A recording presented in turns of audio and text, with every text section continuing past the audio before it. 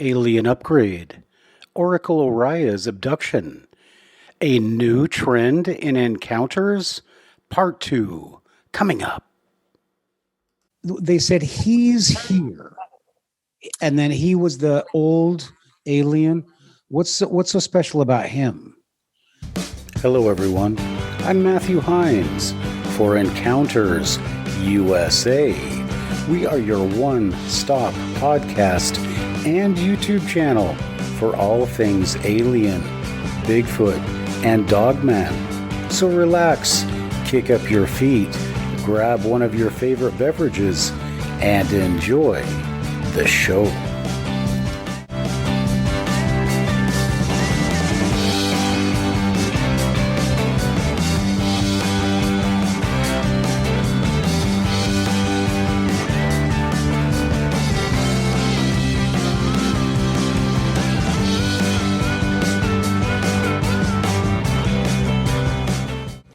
I'm sorry. He's got a big head, right? The wise one, the wise one. Yeah. What was special about him was I felt like he was the one in charge. He was the one that was involved in the upgrading. And I was just one in probably millions of humans that he's done this to.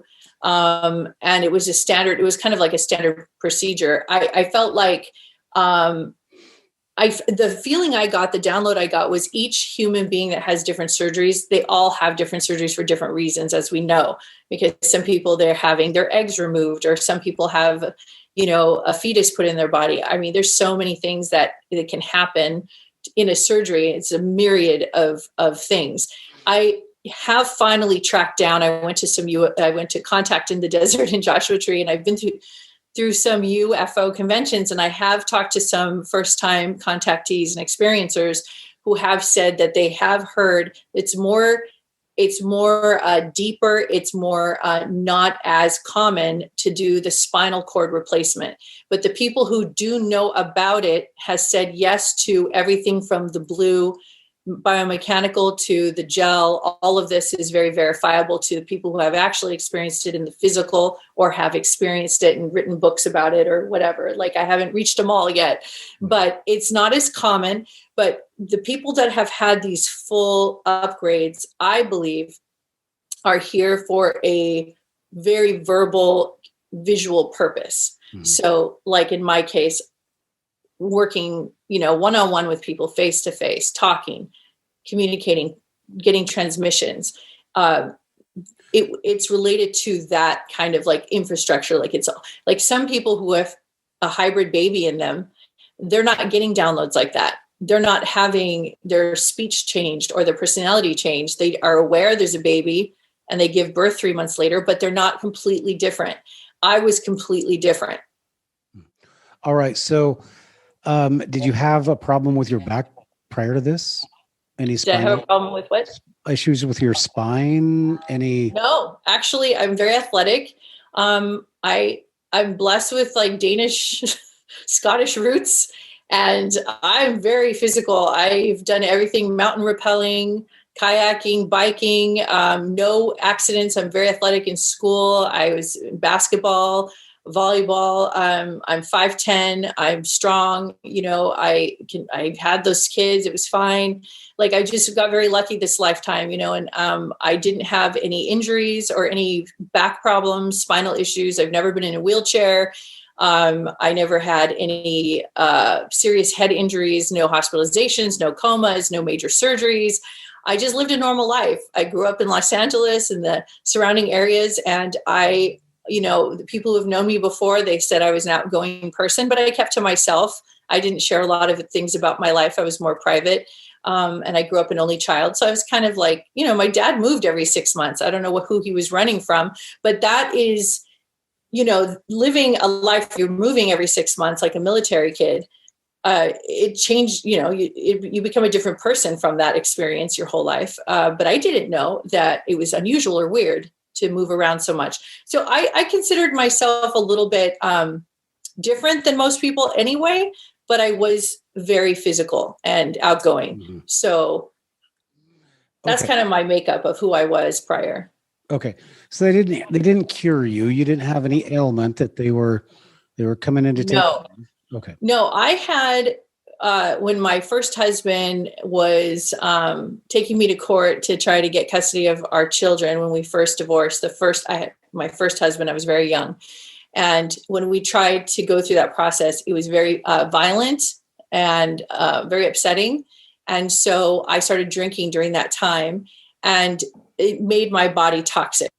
So by the time I was in my 20s, so by the time I was now later in my years, I felt that it was time for me to detox my body and become more healthy. And I had cut out alcohol, and I had been totally revamping my entire life. Like the way I eat, how I do everything was just, I was cleaning out my system basically. Mm-hmm. And that's the only thing that was happening during that time period, is I was like cleaning out and getting healthier in the sense of like eating better and just what I consume. But that was the only thing that was going on physically. But after this experience, I mean, my whole body had to recalibrate to this new energy, because I was receiving, there was so much energy coming through my system. The frequencies were so high, and there was so much that I had to change my entire lifestyle on how I socialized, how long I talked to people, how long I was outdoors in public. It took me a long time to acclimate to just be around people. Mm-hmm. All right. So I just want to talk a couple of things about what happened. And I know we're getting a little bit short on time, so we'll make this as quick as possible. Okay. So you're on the ship, and I want to talk about the gelatin, and I want to talk about the eye. Yes. So I guess we'll talk about the eye first, because you know that the eye has symbolic meaning, correct? Yes. As in Freemasonry, whatever. So there, you hadn't thought of that? I have not thought of that. As a matter of fact, I didn't think know of the all-seeing eye until a few years ago. Yeah. Well, that's how not into all, I had to learn all the conspiracies. I had to learn about deep state. I had to learn all of this because it wasn't in my wheelhouse prior. Well, I have the book for you. So anyway, but that is what kind of my book is about. And it's pretty bizarre, and I'm not going to go into it now, but maybe at some point. I thought the eye, to be honest with you, the eye, the reason they chose an eye, I felt, is because it was the only way they can convey that this organic biological organ is alive, because it can move. Yeah. And so if it was a heart, I guess it can beat, but I don't know. There was something about my mind understanding the eye moving is like, that's not damaged. Yeah. That's how I interpreted it at the time. And there also means that they can watch you. Anyway, who knows? We don't know how the aliens think. Right. We can only have conjectures. So the human guy takes his eyes removed, and it's in the gelatin, right? Yes. Okay. And so let's go to the next thing, and that is, you are being put into the gelatin. How many people have you talked to? That, because isn't that part of the Travis Walton deal? Is that? Yeah. So I found out. I thought I was unique in this amber colored orange gelatin. I thought I was the only person I didn't think anybody was going to believe me when I even mentioned any part of this, but especially the gelatin, because it's so unusual. What is that? Turns out that is the number one most common thing everybody experiences, is this amber fluid. But I really got to know this amber fluid intimately, so I could tell you what it is. It's an intelligent life form, and it's an actual organism. It's a biological organism that was created to sustain life, reproduce, and also communicate, and can be charged and programmed. So you can communicate with whatever molecular structure you're in contact with. So if it's a blood cell or your whatever little organism is in there, it will sustain it, keep it alive, give it information, and it's like the future of where we could see our surgeries going. So instead of, you take somebody's heart out of their chest and put it in a tray, in the future, hopefully maybe we have this substance and you can put it in there, and it just keeps it fresh and alive and healthy, and put it back in your chest. So that's what it is. It's a very futuristic, it's a medical device, actually. It helps with whatever you're working on. Mm-hmm. You can transport people. You can go through different dimensions. You can do it in ways without hurting the physical body. It's a protective device. Okay. And you were completely submersed into it, or? I was completely submersed. I blacked out right when it hit my sinuses, and it started going in I felt it in the back of my throat. That was it. I checked out. I don't know if I checked out on purpose, like exit stage left, I'm out. I don't know what happened, but I just 100% blacked out. So I just knew that that's what was happening, is the intention was to put me fully submerged in this. So if you can recall, like I didn't have any spatial dimensions of being upright or like what directions I was facing. I couldn't feel any gravitational pulls on me. So I didn't know if I was laying on my back or in which way I was moving, although my physical body was still laying on the bed. So, but what does that mean? Like, are they moving the entire bed? Are they moving with me? How am I moving in this inner space? I have no idea, but that's the beauty of intelligence. So it's advanced intelligence. I have no idea. I think it's just the beauty of manipulating time. Of course, in space, of course. Okay. So, Oriah, I'm going to confess right now that when I had you, when I said, okay, let's come on the show, I was like, okay, well, let's hear this and all that. Oh my gosh. And I that is the freakiest thing. Just listening to you talk, and nothing against you personally, but that is the freakiest. I mean, I'm terrified. I could not handle that experience. Yeah. And well, I couldn't handle the experience either. I personally, it's really weird looking back, because my memories now, since I've reconnected to all of my framework, even though my personality never came back. So the personality you see here and the person who's speaking to you was not the person prior. So it's not who my husband was dating. It was not who my husband was, I was not like the person who's going to raise my hand to go talk to a group of people. I wasn't going to be like the first one to talk. Like I'm not the one to share information like this with people. It's not my natural way. But after this surgery upgrade, I became very stoic and professional in the avenue of like wanting to speak to people, communicate, help people. And I've put myself in front of a lot of people, been on stage, lots of talking, lots of radio, just like really communicating a lot with human beings. But what I really would like to say is that I am just as human as anyone else. If you cut me, I bleed. I'm still like everyone else. So as far as being a clone, I've tried to figure out what would that look like? What would that feel like if I was a clone?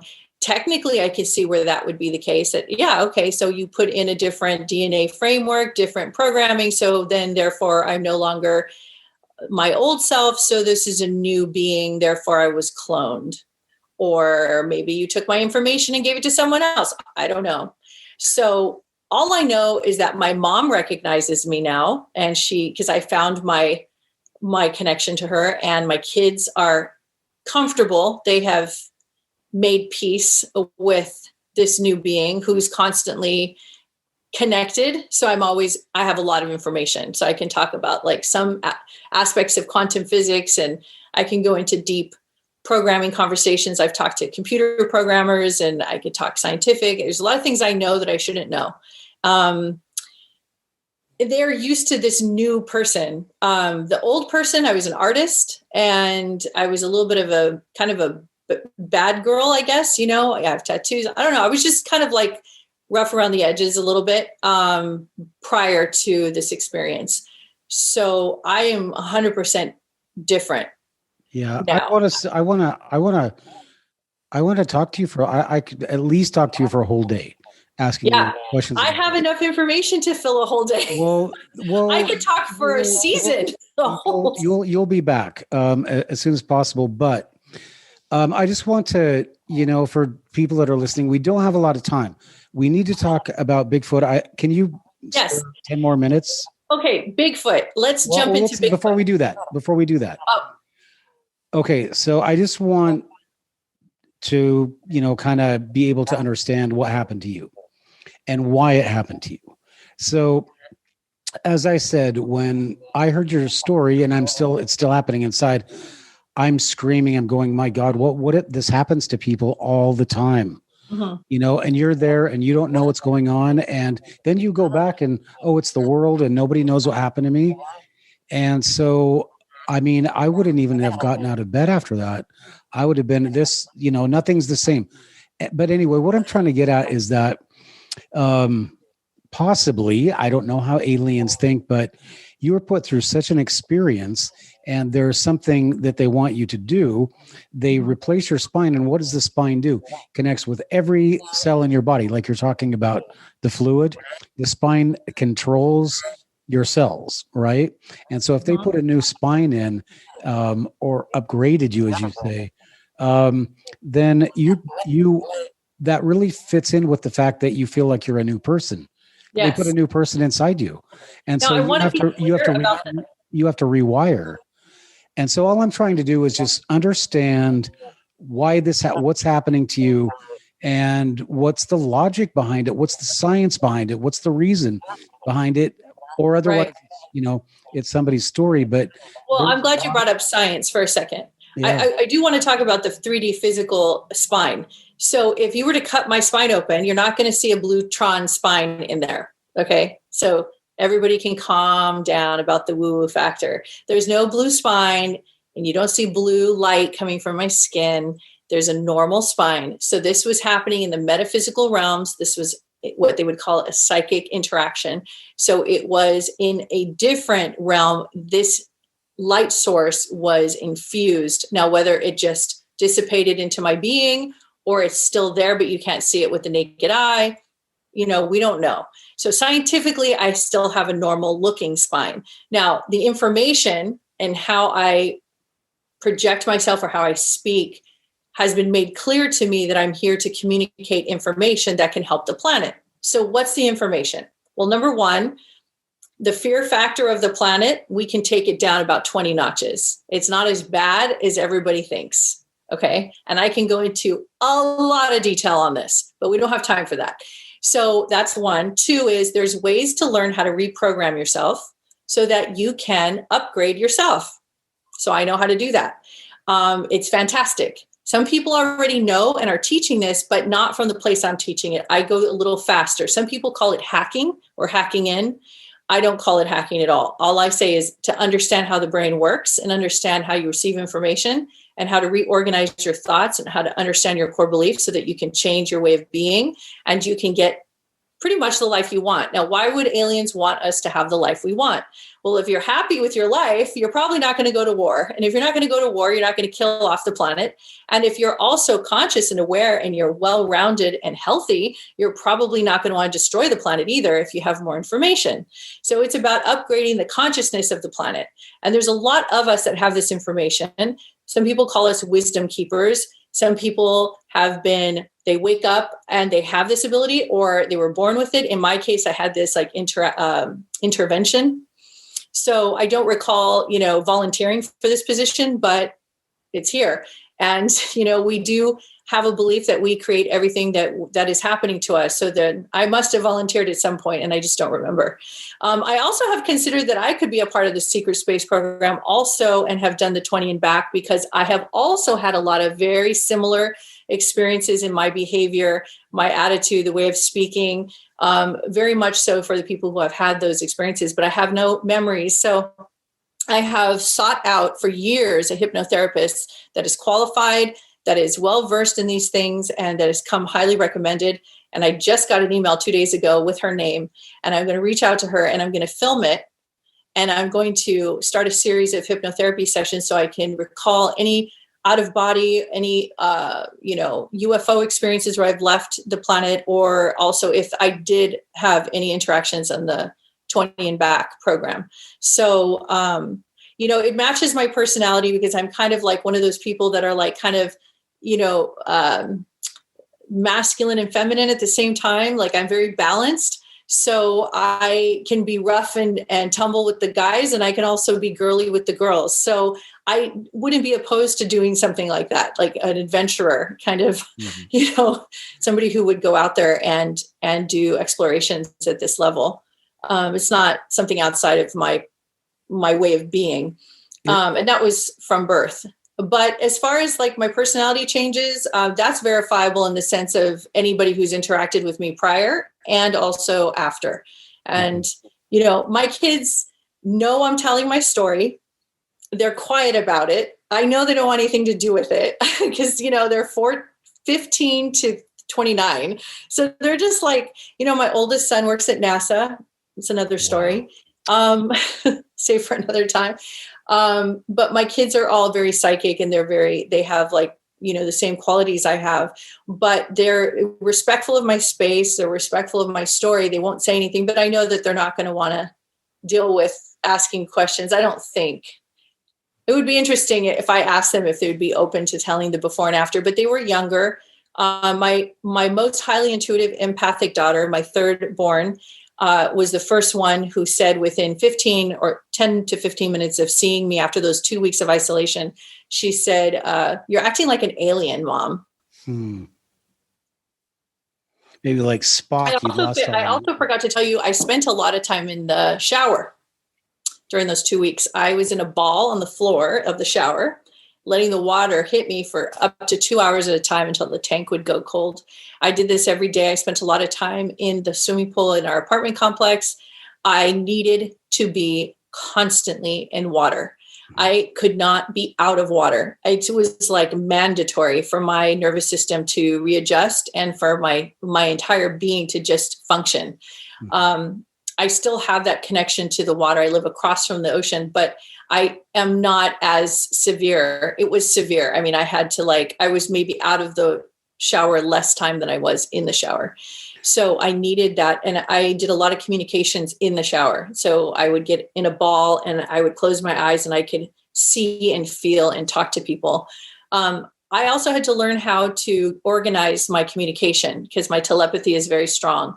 So I would get a lot of downloads, lots of people talking to me, lots of different, it's like the best way to put it, it's like levels. So there's like if you have elevator floors, so there's in those different dimensions, there's different beings that reside in those different dimensions that have different vibrations.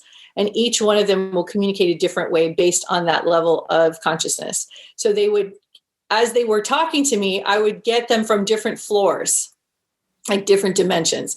That took me about, I think about 6 solid years, maybe 5 to 6 years of getting that under control.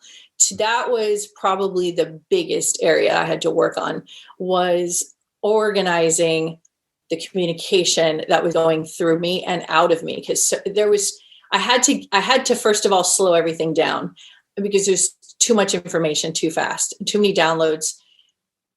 I couldn't even write it down enough. I wrote a 300-page book called I Am AI, Reverse Engineering from a Future Place and Time, as I tried to break down where I believe the human species was created and how it was created.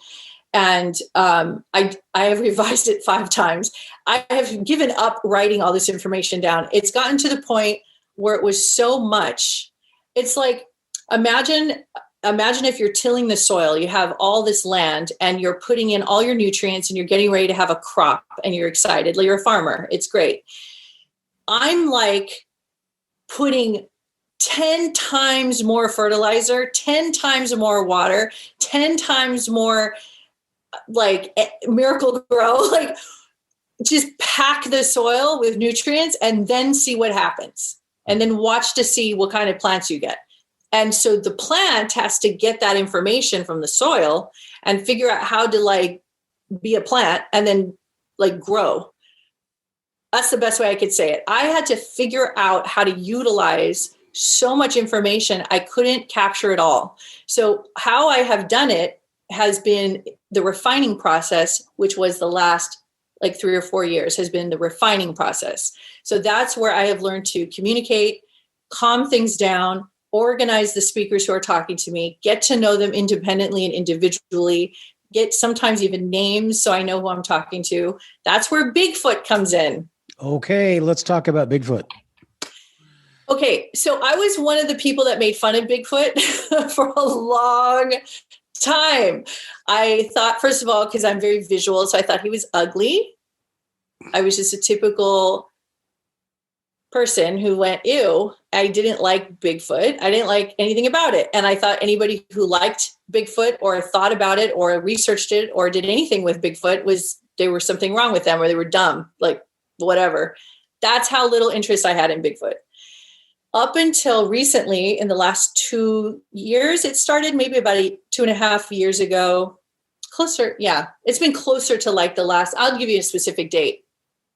It was the beginning. Oh, okay. So it was the beginning of COVID. So it was 2010. It was the beginning of 2010. 2020. I was laying in bed with my husband, and at night, sometimes we have really crazy interactions with other side, you know, because it's dark and the veil is thinner, and, you know, we're laying in bed and tuning in. And he says, there's a Yeti here to see you. And I said, a Yeti? Interesting. What is that? He says, that's like a Bigfoot Yeti. And immediately he says, close your eyes. And I closed my eyes and I immediately got the connection. And my whole entire being lit up. It was like Christmas morning. It was like the warmest, most loving, most powerful, most intoxicating love I have ever felt. And I could cry about it. I wanted to immediately start crying because I could not believe this feeling I was having. And I said, I see some very tall, furry, white, like it's 20 feet, something huge being here. And he says, that's him. And he had given me his name, and future sessions I had asked his name, and I have to recall what his name was. I should have written it down. But in the series of I think we've spoken through my husband about 5 times, and then psychically ongoing regularly. And over that period of time, he has given me a lot of information.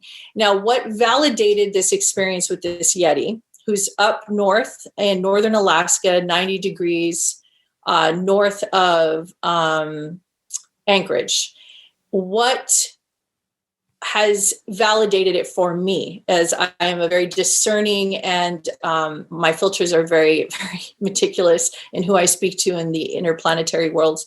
I wanted to validate if this was really a Yeti, and I've never spoke to a Yeti. I didn't know you could speak to a Yeti. So I asked it very advanced questions, and the answers were all accurate to what I knew in my inner world. So for instance, I'll give you an example of one of the questions I asked.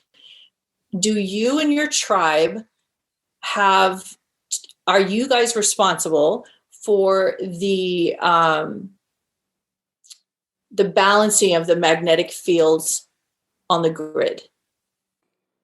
Hey everybody, let's take a short break so I can show you some cool stuff on the Encounters USA website. Yes, indeed, we've got our own library with books by me, Matthew Hines, and we have got apparel. We've got Encounters USA apparel and all kinds of great designs. We've got hoodies, we've got t-shirts, and of course, we have got tank tops for when it gets hot. And speaking of hot, let's get back to our show. And he said, yes. I said, do you communicate with tribal leaders from native and indigenous cultures, and also in cities like myself around the world? Yes. Are you considered alien in your DNA? Yes. Although they choose to live here as a biological being. He told me they have been spotted numerous times. There's hunters that go out and try to smoke them out with fires, and their families. He explained how his families live and how they reproduce. And why they don't show themselves is because of the lack of understanding that people would have. So where are they from? They are from another planet. I don't have the name of the planet, just like every other species on our planet. Are they able to go back and forth between? There are portals. They can go back and forth. They do most of their communication in the telepathy world. And so they do a lot of psychic communication that way. From what I know, they don't materialize and dematerialize. It's more the portals that are available for time travel or leaving this dimension. They can take those portals, or the ones that are underground, but they tend to stay in their selective regions. All right. So how much do you know about the Bigfoot subject? Can you talk more Well, about I started watching after this interaction. I decided to watch as many shows as I could on it. And I put on all the shows that you can find on Netflix. And it was really crazy. It was really interesting. I learned a lot, and I was fascinated with it's a way bigger topic than anything I would expect it to be. But I was fascinated with the interest that people have. Okay, because I have a theory that, when you're talking about the excuse me, when you're talking about the alien reproduction vehicles, et cetera, it all has to do with electromagnetism. And then you say that the Bigfoot have something to do with the Earth's magnetic field. Yes. And people who talk about the missing 411, people just disappear off the face of the earth. They do it in places where there's magnetic anomalies, boulder fields, granite, et cetera, et cetera. So is Bigfoot a magnetic? Is there something magnetic about them? Are they able to control their density? And Oriah, let me say this. The reason I ask you is that if Bigfoot is magnetic, that explains a lot. It explains about being able to move in and out of fields, being able to move into a portal and inside and outside. Yes. So is Bigfoot magnetic? I believe they are, but more importantly, it's their capacity. It's their molecular structure, the way that they are, the density of their being can handle frequencies that go in and out of them in ways, because they're such psychic beings that the communication they have with other beings such as myself, for instance, in this conversation right now, I'm tuned into him and he could hear me. I know this particular Yeti because he has his signature. And whenever he's present, I'm aware. And the feeling I get that he provides, whether he conjures it up or it's just what it seems like, it's like a brotherly feeling. And I asked him if we had known each other in some lifetime. He said off planet we have known each other, because I do feel this like sense of brotherhood. So he feels like a brother to me, and there's a lot of love. So what their job is, basically the Bigfoot job, is they are always balancing, and there's different Yetis around the world, and also different wisdom teachers who have this type of transformer beams that we can receive information. So they create like a grid inside of the grid that they maintain the composure of the planet. It's like they talk about salt of the earth, they're like the salt of the earth. They are like a crystal. So they are very powerful beings that hold space in a way that humans just cannot do. Their agendas are different than our agendas. So they're not thinking along the same lines as we think. They're far less violent than is portrayed. And if they are violent, it's because they were, most of the time it's because they were antagonized or trying to be caught, and they were trying to protect themselves. But going after people, and I'm sure there could be some rogue, it's possible there could be some rogue Yetis that go and attack campers, and anything's possible. That's the thing about this universe, is anything is possible. It's just the ones that I speak to, or this particular one is a high vibrational kind of wisdom teacher. They live for thousands of years. I think this one is like over 1,000 years old. They're just in a different timeline. They're connected to the hollow earth, connection, and they know of all the species and the aliens. Are very connected on those grids. It's not in the same dimension we're in. And when people start to understand more about dimensional living and what multidimensional living actually is, you'll see that you are in and out of different dimensions. Just when you go to sleep at night and you dream, you're in a different dimension, and in different dimensions within those dimensions. So there's constant dimensions happening that you're creating, and force fields around you with others. People who riot and go and damage buildings, that's a dimension that people in violence go together. Because, if you go down the block, there's maybe a tech company that's designing, high-tech equipment that have no desire to go on the street and be violent and burn houses down or buildings. So it's a different dimension.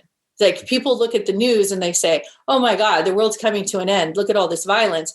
But what about if the news was only talking about technology, advanced communication, interstellar communication, advances in medical biology. Imagine if that was your morning and evening news and you never heard about violence. Yep. So it's just where the media wants you to put your attention. But honestly, there's so many people, just go out in the street. You'll see there's people who are not even paying attention to what's happening. They're in a totally different dimension.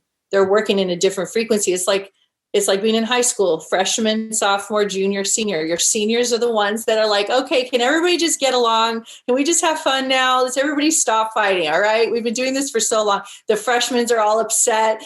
Don't pick on me. And everyone's mad and fighting. And then as you get older and more mature spiritually and you evolve, you calm down and you realize, oh, we're just creating life. Okay, get it. Okay, fine. So, okay, this is easy. We just have to like work together. And the more calm you are and more sense of humor you have about life, you're probably a senior. And this is probably your last lifetime.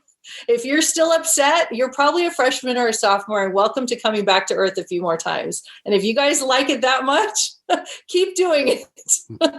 If I were you, I would upgrade as fast as possible so that you don't have to come back. Or if you do come back in a way that can really advance the planet. That's my 2 cents on that. Well, and that brings me to the last point I was going to bring up, which is not going to be my last point now, but you know, I'm running for Congress in Washington. Would you come and manage my campaign? I need you to talk to people and tell people this, because that would be really fun. You know, I really love can we talk about movies for just half a second? Yeah, absolutely. You know how many movies are channeled? Like X-Men, there's a movie called Valerian. There's different storylines down from Star Wars on. There's so many writers. You have to understand the writers who are writing the novels and they're writing the screenplay. They're sitting there and they're getting this information from somewhere. Yeah. And if you connect the dots, you will find there's people from all over the world that are getting similar messages in their novels and in their storylines and the scripts and the blockbuster movies. And there's a thread. And the thread is that there are multi-dimensional beings living here with us. And there's aliens living amongst us. Absolutely there is. And species on land and in the ocean that exist. And these movies, don't knock these movies into thinking these are just sci-fi for all you guys listening. These are actual messages coming through from the other side. There's a lot of very detailed, there's a desensitization, correct, that is happening, but people have this misconstrued with that they're trying to brainwash. Now, here's the thing. If you really look at it, this is the truth. We were already brainwashed. We're getting out of it. So it is not that they're trying to brainwash us. That's already been happening through just the monarchy all the way down. Okay. So it's not about that they're trying. What we're doing is we're waking up to the fact that we have been programmed. And it's not negative. It's just that we didn't know. You know, we didn't know. And I can go into that whole topic later, but we are all waking up. Everybody's waking up little by little. And we're passing the torch. To the people who are still upset, my recommendation is just hold those people who are those comments that I read at the beginning of the show. The reason I was laughing is because they just need a lot of love. They just need a lot of somebody give them a Kool-Aid and a blanket and let's go watch Star Trek. We just need to chill out. You're just a little too intense. Yeah. I mean, they are mad at people like us, but actually they're more mad at themselves and they're mad at the way the life is for them. It's if they're at peace with themselves, it would be at peace with other people. So I had a point that I was trying to make. Oh, movies. So yes, don't knock movies. They're like the X-Men series. There's so many little subtle messages that are there for all of us have different skill sets. You have a skill set. I have a skill set. My husband has a skill set. Everyone has a skill set. We don't know what they are until you start advancing and finding out more about yourself. For me, I didn't know I was a speaker, but apparently I could talk. So here I am talking away. And, but you're a very interesting person to listen to. And your message is definitely, it's clear, concise. And you're one of the most clear speakers, besides myself, of course, that I've ever heard. And, talking about your movies, I just have to go back to my one book, Deceptions of the Ages. I always have been interested in history. And I grew up, a Mormon. And I've always been interested in the connections with Freemasons and society and the deep state and, all these, different secret organizations and whatever. So I took a year off of teaching and I wrote this book. And as I was writing it, I'm just sitting in my house and writing. And when I'd come to I'd finish a point, and then it would be like, okay, now look at this, and then look at this. Oh and yeah, then the rabbit hole subject. And so it was like somebody just sitting on my shoulder, just saying, okay, now this is the next thing you need to look at. So I'm taking 5,000 years of history and the history of the Mormon church, the whole history of what we think of the Bible, what we think of history, and the history of the Freemasons, the Templars, and going back all the way to Egypt, and make it into one concise book. And I was able to do that. And it wasn't, while I was writing, it was like, God, it's so weird that it's like, I'm not even writing it. It's just this stuff comes to me. It says, look at this. And then, oh yeah, that's what I was looking for. So yeah. Well, I have a YouTube channel named United Starseed Connection, and I have interviewed over a year's worth of experts. And I interviewed an alternative chematologist who is far beyond and moved past ancient Egypt and into chematology. And his name is Stephen Mailer. If anybody wants to research him, you would absolutely love him because he's dedicated 50 years of his life in this and broke through. He was a Jewish born and raised Jewish, and then he broke through that religion and studied religions just as yourself. And he is like, you and him are on the same, you would love to listen to him speak. And I did about 5 shows with him. So if you go to my channel, you could hear, and he's talking about what you're talking about, but except he just goes to, levels that if you were given probably another 30, 40 years, you would probably do. Yeah. And so this is the beginning of a giant journey. You're tapping into the history of of human beings. You're tapping into some major stuff when you go into the subject that you're talking about. And I'm so excited that you're doing this because we need more people like you talking about these topics, because you can't turn a blind eye to religion. You can't turn a blind eye to how humans were formed in their tribes and how we've expanded across the regions. You can't turn a blind eye to human origins. You have to pay attention. It's your classroom, it's your life, it's your world. You should pay attention to how you were made and why you are here. It's kind of important. Yeah. So. Yeah. You're starting to make too much sense. I'm sure people are shutting you off right now. No, Oriah, I really don't want to overstay my welcome with you, because I want you back on here as soon as possible. We've really just scratched the surface. I did not know that I could talk to you about, there's so many philosophical things, and you really sound like you're into these deeper pictures. So the last thing I'm going to say is that, listening to you, I firmly believe that, and this is from the aliens themselves. I mean, have you ever heard this Matilda McElroy interview with the Roswell alien? Have you ever heard that? Yes. And she talks about how we're just these, what do they call it? The body, the mind someplace else, but the body's here. What do they had that movie about it? I can't think of it right now, but anyway. So, maybe that, okay. So we're a spirit, and the spirits wanted bodies so they could do something. And so they create. I can answer that question, the doing something part.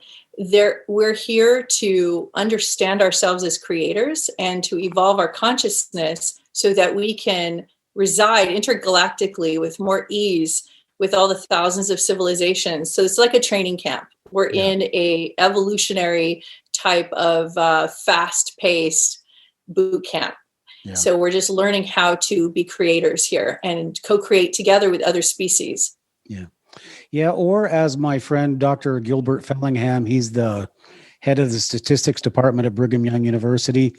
We're all just here to get along. Yes. The only reason we're here. That's the fastest way to say it. That's the best way to say it. Yeah. And I'm the worst person, and my whole life is just, seems like it's just one never ending people trying to piss me off and me doing the wrong thing about it. So, that's a stage. It's just, look, what's really funny is there's in the woo-woo culture, the spiritual culture, they say you send those people love. But honestly, that's how I actually handled it at the end. I have been bullied so much, and I've actually just found ways to just love everybody right back, because that's really what they're after. They're just after just love. And if they don't want it from me, then they want it from their mom or their dad that never gave it to them, or their spouse, or just the person looking at them in the mirror. So I just have a lot of compassion for those that are trolls, people who are trying to hurt other people. I just have a lot of compassion. It's a stage of evolution. There's a lot of pain there. They've been through a lot, and they don't want to believe in anything, and they don't like to hear good news, and they don't like to hear people making sense, and they don't like to hear their labels and their boxes and their theories and their stories broken apart. And they don't want to see people like me talking the way I'm talking, and they don't want to hear things like this, and they don't like the fact I'm getting to them, and they don't like the fact that I'm so nonchalant about it, and they don't care that they don't like any of that. They want me to fit into some category, and all I can say is I love you, bless you. I'm not going to fit into your category, and it's okay. You can just make a new category. So it's all God, it's all love, it's all good. So, if I'm not a hippie, and I can still say that. Yep. If Jesus were a woman, you would be Jesus. That is the biggest compliment I can get. I love Jesus. I think he's great. And by the way, if you do research, you'll find out there's many Jesuses. Well, I don't want to get, That's a whole nother topic. Yeah. And there's only one being, it's one large oversoul of many spiritual teachers and wisdom teachers that have come to the planet. Yes, indeedy. So, what was the last thing that I wanted to say? You threw me off. Well, I think we can leave this for now. Is there anything else you want to add? Because I'm open if anybody wants to come on the show, if there's a way to do it, and you can have them ask questions. I don't have a problem talking to anyone. I mean, my entire platform is not to be on some kind of platform to fight anyone. I am not here to go into challenges, but I am very open to people who really do want to know more information, and they can see that I'm probably not easily pushed around. So I could have no problem talking to them and just giving them whatever more information they need. And by the way, I'm open to everybody not believing anything. That's the prerogative we have as human beings, is we choose to believe what we want to believe. So if you choose a higher vibrational living lifestyle, it tends to encompass more of creation. That's just logic. And if you are operating at like a lower frequency where it doesn't feel as good, that's usually because you don't want to believe in everything. Doesn't mean you have to choose it. It just is the fact you don't accept it. And that's okay. It's nobody's enforcing you to like accept everything. You don't have to accept it all and love it all and believe it all. You just believe in what feels good for you, what resonates for you, what feels right, what helps you improve your own personal life. That's the whole entire point of living. If you're not doing that, then what are you doing? You can't be an observer for the rest of your life, and just sit behind a screen. You have to actually make a difference in some way. Hopefully give a compliment to the person in the drive-thru. I don't know. Well, anyway, you got me talking and talking and talking. So, well, you're nice to listen to. I interview Carrie Cassidy from Project Camelot. Do you know her? No. Okay. Well, she does all this. She gets all these whistleblowers, and she's been doing it for a long time. And it's really it's very interesting just to sit and listen to what she has to talk about. But she's more informational, and you're more spiritual and philosophical. The information data points that you're talking about, like these very technical details, like things you would hear Emery Smith talk about, let's say. What's interesting is I've had those downloads, and I didn't know what to do with that information. I've had downloads of different species and different agendas and different galactal situations like the Galactic Federation. I've had a lot of interactions and things like that. But I had to figure out how that made sense in my world, because you can understand that it could just live over here in some alternate reality. I needed to integrate it and find a way that it makes sense. Like, what is the purpose of the Galactic Federation? What is the purpose of alien communication? Why are we having surgeries? So that is how I speak. So it sounds spiritual, but actually what I'm doing is I'm conveying the information of what it is that they're actually doing. Most of them, at least the benevolent ones that come in the majority, their primary focus is that. So I try to be a speaker for what the intention is. Aha. I know why I found you. I'm doing a book, and we'll talk about it later. But you have all the information I need for my book, so that's why I found you. Great. All right. Well, I want to let you go. I don't want to let you go, but I think the law I've been here a long time. doesn't allow me to keep you. So, so the book, we can get that on Amazon. You can get the book on my website right now because it will be on Amazon in about 10 days or less. Okay. The website is UnitedStarseedConnections.com. And you can find the book link there. You can pre-order the book. And then when the book is up on Amazon, I'll send you a copy and I can sign it. So that's it. Fantastic. And also let me mention that you can get the book right from the link on the YouTube description. I'll have that listed there, as long with everything that has to do with Oriah, all of her sites and maybe a few of her videos, whatever. So Oriah, I came into this really skeptical. I came into this going, I'm going to get so much crap from this podcast. I guarantee you there is not going to be anybody who says anything derogatory. Somebody, don't worry. Oh no, they're going to all be going, when is she coming? They'll say that they don't like my tattoo. They'll say they don't like that I'm drinking water. They'll say whatever. They won't. Whatever. No, number one is, you're just a great person. And, I have the kind of the spirit of discernment, I guess. Like, how they say you can't BS a BSer. That's true. It's that kind of thing. So, I'm listening to you and I'm just going, I don't even want to say what I'm thinking, but I see, this needs to be looked at. And, if I would make the documentary, I would come down there and stay and shoot a documentary. If you ever, I'm going to start working on one, hopefully tomorrow. Absolutely. I would love to be in documentaries. Well, I would love it. That would be a great opportunity. Look, this is bigger than Communion, right? And you're much better looking than Whitley Strieber, right? So you're going to have, it's everything. A mom, the aliens, you got the Bigfoot, you got everything. Think about it and we'll be in touch. But for everybody else out there, I'm just getting completely off track. So I want to thank Oriah Mirza or Oracle Oriah. I want to thank you for being on Encounters USA. It was my pleasure. Thank you so much for having me on.